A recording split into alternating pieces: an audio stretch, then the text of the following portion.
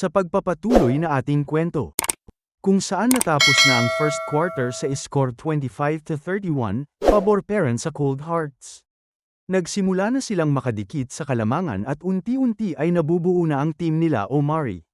Bagamat wala parents silang sagot kay Jonathan kung paano ito pipigilan. Ikinatuwa parent ito ni Coach DP dahil nakikita niya na nagkakasundo na ang kanyang mga players. Makikita naman na sa buong laro ay natutulog parent ang isa nilang kasama. Minabuti na lang nila itong huwag gisingin at hayaan na lang magpahinga. Tinawag naman ni DP si Omari at sinabing lumapit ito at bibigyan niya ito ng konting advice. Habang nagbubulungan ang dalawa, nakatayo naman sa likuran nila si Tariq at mukhang medyo naiinis ito dahil parang sinadya talaga nila Omari at DP na magbulungan sa harapan niya. Nang magpatuloy ang laro, si Omari parent ang dummy depensa kay Jonathan ngunit bakas na sa mukha nito ang pagod. Nagawa pa ni Jonathan asarin si Omari nang sabihin nito na mukhang may lakas pa si Omari at nagawa pa nitong makahabol sa kanya. Ngunit biglang binilisan pa nito ang kanyang galaw at mukhang pinagtitripan lang ang bumabantay sa kanya. Paglagpas niya kay Omari, si Jaden at siya naman ang hamarang dito ngunit wala ring nagawa ang depensa ng mga ito at mabilis lang din silang iniwanan. Sinabi pa ni Jonathan na hindi porket nagsisimula ng umayos ang laro nila Omari bilang isang team ay sapat na yun para makasurvive sa liga nato. At huwag daw nilang pinagluloko ang kanilang mga sarili. Wala na namang kahirap-hirap na umiskor sa Jonathan at sumigaw pa ito na malayong malayo pa ang team nila Omari para talunin ang gaya nila. Napahawak na lang si Chan si kanyang ulo at sinabing paano nila pipigilan ang kagaya ni Jonathan. At sinabi naman ni Jaden na huwag na niya itong problemayin pa at mag-focus na lamang ito sa kanyang laro. Nagpatuloy ang laro at si Malik ang nagdadala ng bola. Si Jonathan naman muli ang bomb ante dito at sinabi nitong hindi porket inayos na ni Malik ang laro niya ay magbabago na rin ang kapalaran ng mga ito. Maganda ang ginagawang depensa kay Malik at wala itong makitang opening para lusutan ang bantay niya. Tinanong naman ni Aya kung dapat na bang ilabas si Tariq dahil simula first quarter ay hindi na nakahawak ng bola ito. Sumagot naman si DP na hindi pa sa ngayon at maganda pa ang mga nangyayari sa laro. Sinabi pa nito na si Tariq ay totoong wala pang experience sa paglalaro ng basketball. At sa katunayan, bago ito mapunta sa overtime elite, isa itong star at kilalang pambato sa track and field ng kanilang bansa.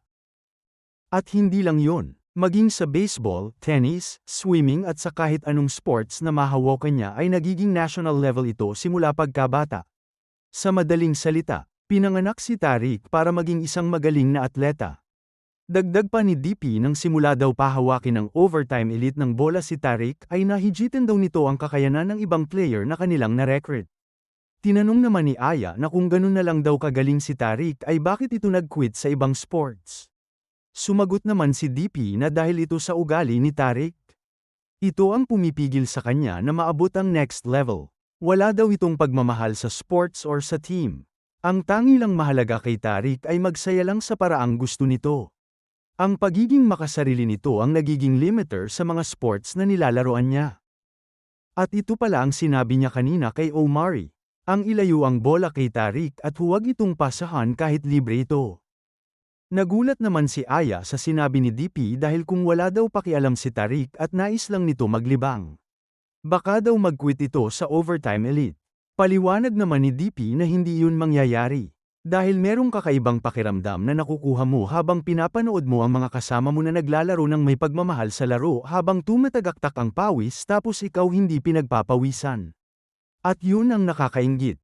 Gusto rin ni Tariq na makasali siya sa aksyon at hindi habang tumatagal ang inggit na nararamdaman niya ay mapapalitan ng mas matinding emosyon.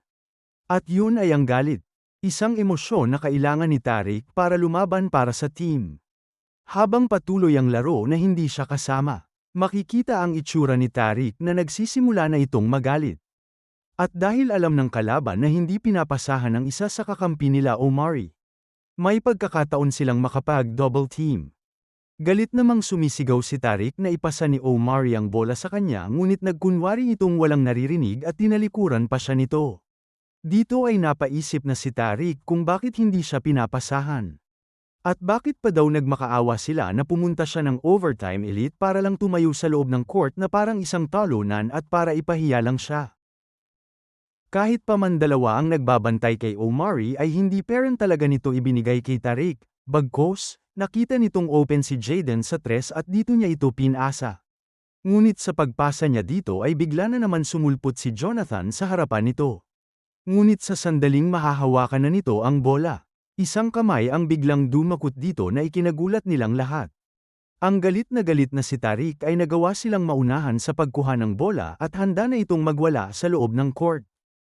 Hindi naman makapaniwala si Jonathan na naunahan siya ni Tariq at iniisip nito kung sa una pa lang ay plano na ni Tariq agawin ang bola mula sa kanyang mga kakampi. Sumigaw naman ang tatlo sa Cold Hearts na hindi nito magagawang makalagpas sa kanilang depensa. Ngunit ang nagwawala ng si Tariq ay sinabihan silang magsitabi sa daraanan niya at mukhang wala na talagang makakapigil pa sa galit nito. Sa sobrang bilis gumalaw ni Tariq, isa-isa nitong nilagpasan ang depensa ng tatlong player ng Cold Hearts. Habang pa-drive sa basket, sinabi pa nito na tama na ang pagdepende sa team.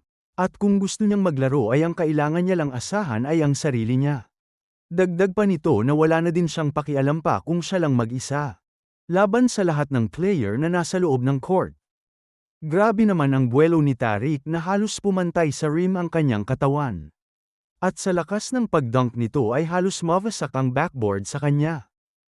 Napatayo naman si DP sa kanyang kinauupuan dahil nangyari na nga ang pinaplano niyang mangyari.